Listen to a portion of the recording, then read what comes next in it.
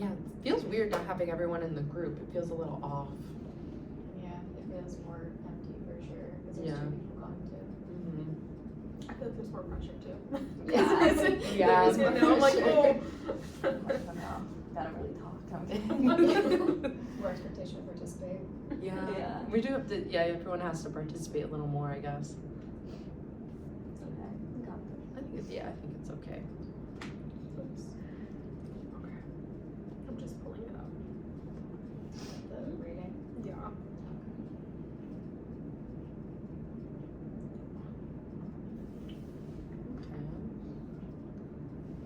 Sorry.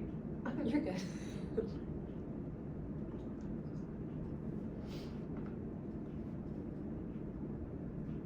Alright,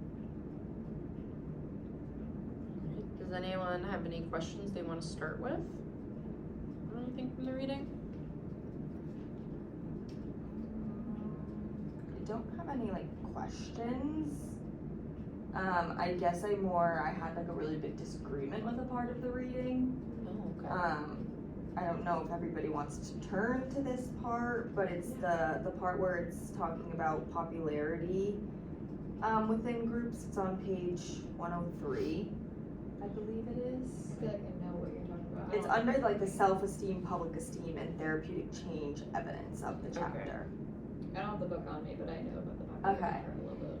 But yeah, so like, I don't know, there was just like a part where it was talking about like popularity within groups and like kind of like what that brings to the table. I did my discussion post about it, and Cameron did say he doesn't think like Yalom is like saying like he's not endorsing it, but like from what I got from the reading was that through these surveys that there were votes of popular group members, and then it made a comment that the most unpopular group members were rigid, moralistic, non-introspective, and least involved in the group task.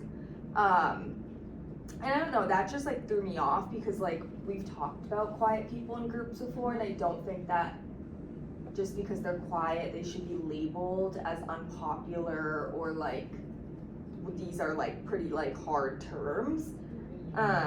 So I just thought that was a little like, I can see that as that being damaging to someone being labeled, and then also that this survey was even asked like of popularity. Like, I don't know, that just threw me off because I think like you're labeling someone with something that's not gonna make personally me want to speak up in a group if I'm labeled unpopular. So Yeah. I kind of said the same thing, or I had mixed feelings about it, because I remember at one point that it said that people who are like deemed, I guess, popular group members, like they're more likely to have successful outcomes.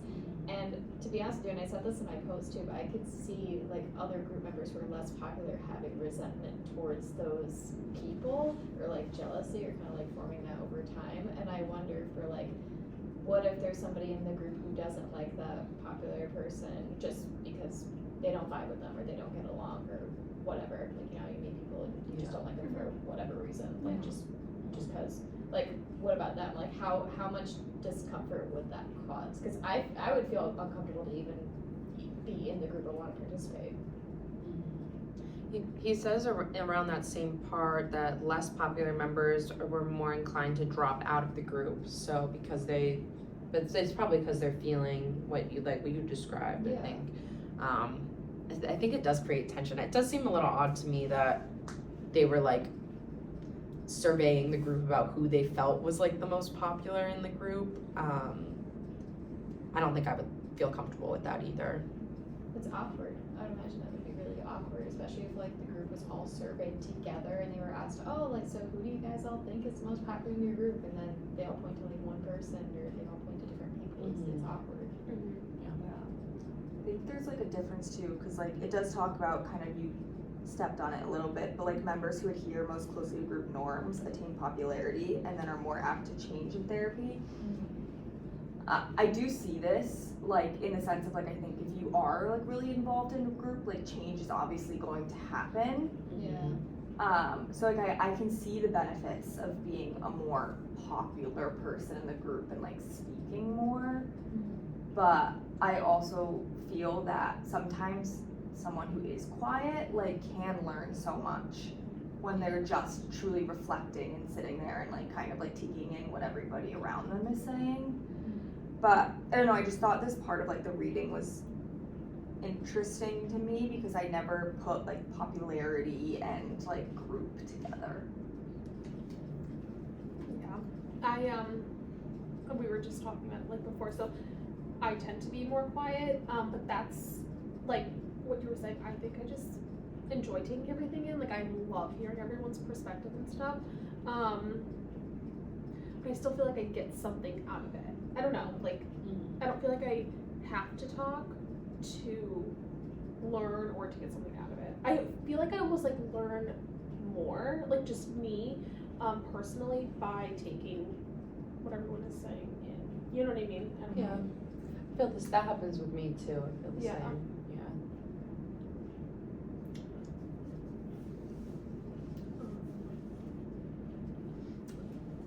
Something that like I wrote about in my post was like and I know he talked about it a little bit, was the cohesiveness. I was like, after I read it, I was questioning like, I don't know, the way that it was said is like our group less cohesive, I guess, because we don't challenge as much as, you know, another group who does. I don't know, and maybe I read it wrong too, but I was like, not questioning, but I was like, oh my gosh, that's interesting, because I thought our group was super cohesive because, you know, like, so, yeah. I don't know if that's necessarily what it's saying either. I think that we do challenge each other, but we don't really argue, I guess. Like it's not hostile. And I don't know if I agree with the idea of like there has to be hostility in a group for it to be cohesive or for it to be productive. Right. Either. Like you can have disagreements without it turning like hostile or like without resentment or anger building up either. At least that's just how I feel about it. I don't know if anybody feels the same way. I think, especially like going off the hostility with like group cohesiveness, like the part where it talks about like unexpressed hostility can sometimes like seep out in indirect ways. So I think in those ways, hostility can be like kind of how you're saying, like I don't see how hostility should be in a group because like I see it as this bad thing, and it's usually coming off in a way of like not disagreement, like it's coming off like rude kind of sometimes, and I think you have to be like really careful though sometimes, because like if it is unexpressed, like maybe you are feeling something towards a group member, Yeah. like it's probably going to come out in a not great way. Like you can have a conflict, I don't want to say conflict, but you can have a conflict that's productive or that leads to a solution or some type of agreement without being hostile. Like it can be, I don't know, I don't really know how I feel about anybody's feelings about it. Okay. I also think it just depends on like each individual person. I don't know, like I think someone who does well with like feedback like that, I guess, or like the conflict, would take it well. I feel like I shut down. So like if someone's like, oh, you know, like questioning, Yeah. I'm like, oh, did I say the wrong thing? Like, you know, so I shut down, but maybe someone else doesn't, you know, and like does well with being questioned or challenged. What makes you shut down? If you don't mind me asking, like what makes you like feel like you want to shut down? Because I'm like, did I say something wrong? But I also, I forgot what he was just saying it in class, like literally right before we left, but like, maybe I feel like I don't feel as intelligent maybe, and so I guess that's like my reflecting, you know, like how I feel, but I'm like, I question whether what I say is like right or wrong, and then I'm like, if someone is questioning me, like, I don't know, I almost like don't know how to answer it. Makes sense. Not your question, but like when someone questions me. No, I get it. No, it's interesting. Yeah, that is really interesting because I very much like agree with that sense of like, I think like it goes to like, I feel like I'm not as intelligent, like that's pretty much exactly what I feel. Yeah. And like it was like talking about like acceptance of other members in the group and how that's pretty much like we need to have that. So maybe like especially like in those moments, like expressing that, like that's good for us to know, because that could like put like now we know that and like we accept that about you. Mm-hmm. So I guess like when I read that, like I think of like those are really strong moments when you kind of share those kinds of things because it allows the other group members to like learn about you. Mm-hmm. And I think we, especially in groups, need to create that environment where you feel Right. comfortable to share those. Because like going back to that group cohesiveness, like a group's gonna fall apart if like we can't have that like acceptance within it. Yeah. I also think it just like depends on like who's in the group, or like I don't know. I mean, something that comes to mind like right away is like my in-laws. Like when it's like that kind of group, I'm like shutting down and I'm like, you're questioning me, like you're judging me. I remember a few weeks ago we like talked about like challenging one another and we're like, are we okay with that? And I'm like totally fine with it. Like, you know, even like you Yeah. questioning, I'm totally fine. I think it depends on like the group too. You know what I mean? Yeah. So I don't know. Would you say it depends on like the group norms?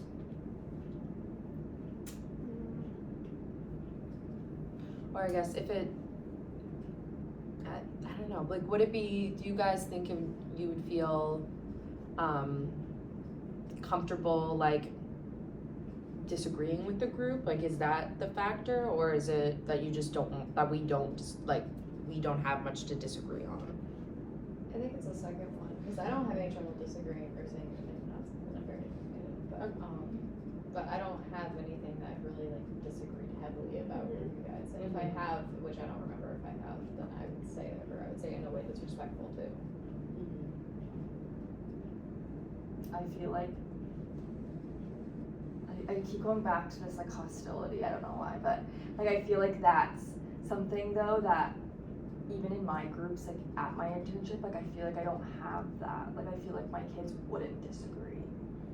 So like to me this has like been like a chapter where I'm like really trying to like learn how to maybe get disagreement more, because I do see like the importance of it, because like my biggest fear is like if someone does disagree and they're not speaking up, like that's my biggest fear within a group of like as a facilitator, like not being able to like allow that like space for them to feel like they should be able to disagree. Yeah. So I get really nervous with that. I wonder if it's because of the age groups that you work with too, because you work primarily with elementary and middle school kids, right? Mm-hmm. So I wonder if like if you were set up with like high school kids, how much more that would Yeah. you'd probably be exposed to that. It's interesting because I work with the elderly mostly, and they disagree all the time, and it makes me really uncomfortable because I never know, because I feel like I always, like in the back of my mind, I'm always siding with one of them, or I'm like leaning one way, and I feel like I need to do a better job of like listening to both sides and trying to resolve the argument. But a lot of the times they're like really strong on their opinions and they like are unchanging. So I guess it's the bigger challenge is like just trying to have everyone respect each other's opinions. But I think in this like political environment right now, that's difficult to do. So.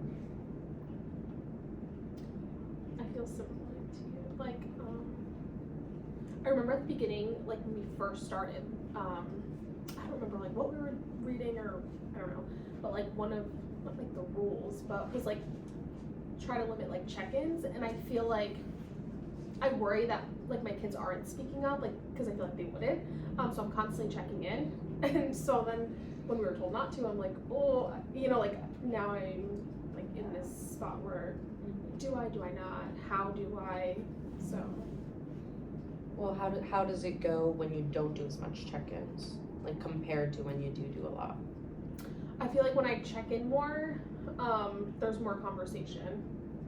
So I'm like, okay, like tell me how you feel about like what we were just talking about. Like there is more conversation rather than me just not checking in. But then I guess like is that what we want? Like the uncomfortability of like not like sitting in silence and like no one saying anything. I don't know. Does it also feel more cohesive too when you do the check-ins? And when they participate in more conversations? Yeah. Interesting. I don't know if anybody feels the same way, but and feel free to disagree. I feel like, especially this class and these readings, I feel like more apply to like an adult group or like an elder, like a geriatric group.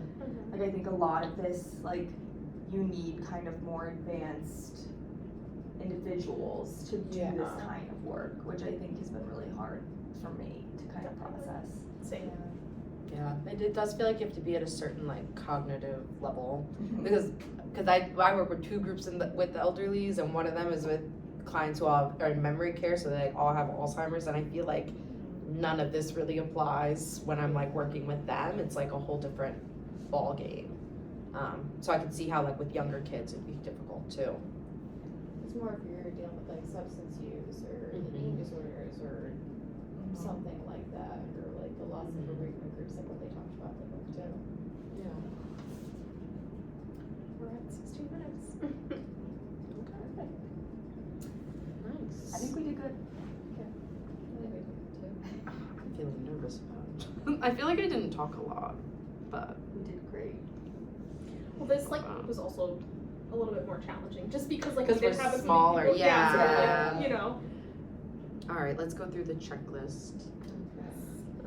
So number 1, did we work consistent with the group process? Did you discuss how to use course ideas in your group practice? Give examples.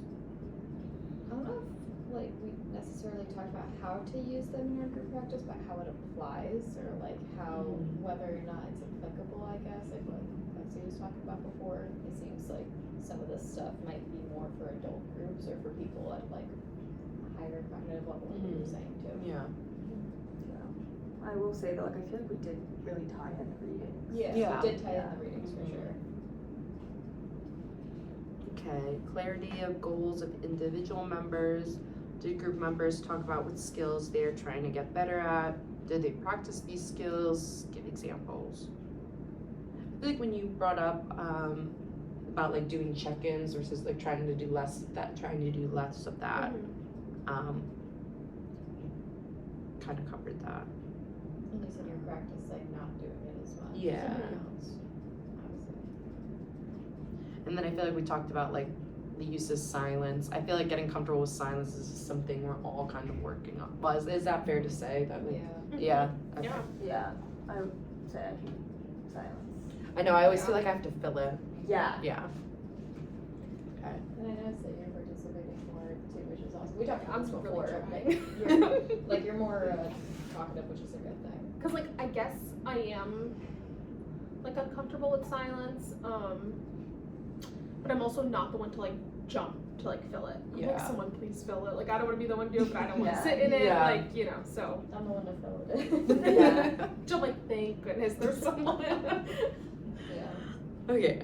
Engagement, where members able to stay engaged, actively listening, and contributing to the group discussion throughout the meeting. I would say yes. This Yeah. is one I like. I feel like I was getting kind of in my head because I was the facilitator. So I was like, when people were talking, I was like, okay, how can I respond to this? Or like, what question can I ask? And it was kind of like, it kind of threw me off of like how the group normally goes. So yeah, that's something I could work on. Yeah. Yeah.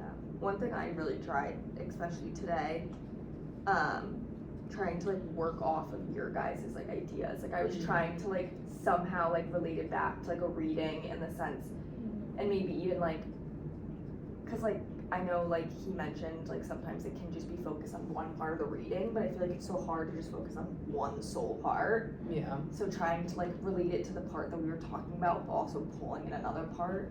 I was like really trying to do that today. I think you did a good job with that. I feel like I noticed that. I was trying to contribute and stay on task more. Well, at least the last couple sessions, I've been trying to work at it. 'Cause I think debates, I distracted. I feel like we stayed on task. Well, I guess that's one of the questions. We'll get to it. So for cohesiveness, did members work effectively with each other? Was the work focused on ideas from the course and how to use them in group practice?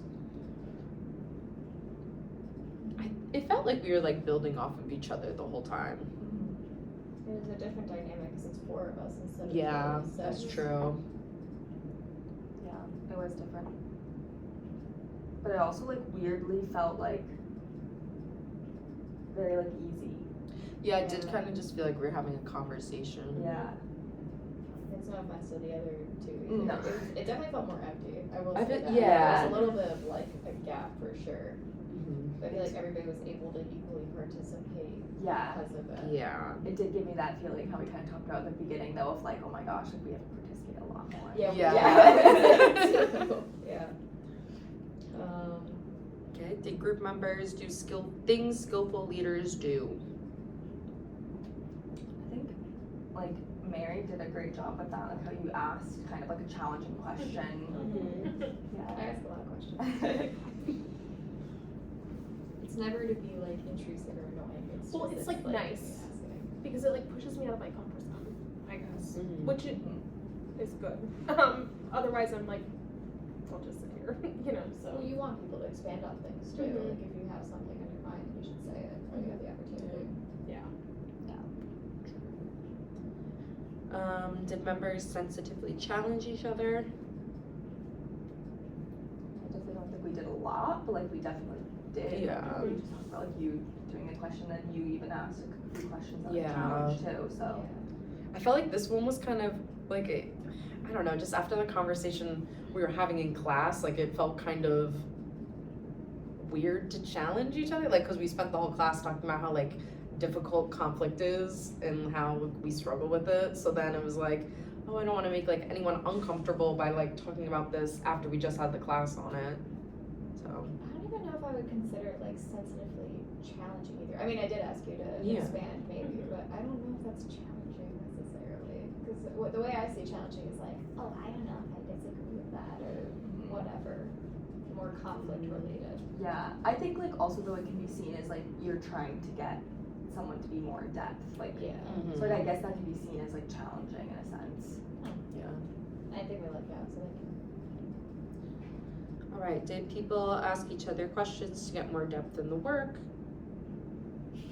I think we're getting better at that. Yeah. We've covered that. Yes.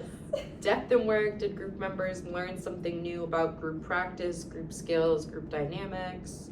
Did they learn about why some things are hard for them to do in groups? What Alexia was talking about before, that was challenging for you. Like why it's hard.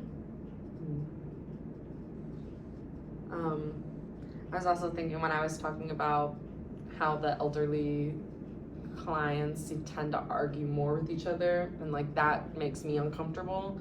And that's definitely something I like need to work on. But yeah, I think I don't really think I guess I just realized that like they have more conflict than like other groups of people, and like that's what makes me uncomfortable, because I was trying to figure that out. So Because I feel like they don't care. Like once you get to that age. yeah, they it's don't. like, They- it's honestly. There's no filter. It doesn't sound bad, but like seriously. yeah. I guess like too for me like personally reflecting with that, like did I learn some things why things are hard for me? And I think that's where that like silence piece comes in, because I really don't like awkward silence, because then I feel like I don't even know what, maybe I have to reflect on that, why Okay. I'm so nervous of the silence. Yeah.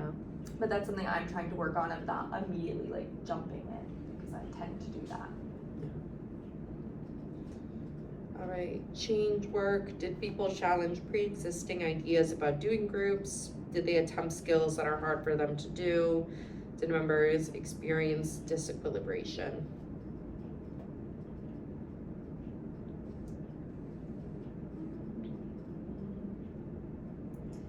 Well, Lexi talked about the hostility, like that you didn't know if you really agreed with that and like the popularity aspect of it, like what Yolanda was talking about.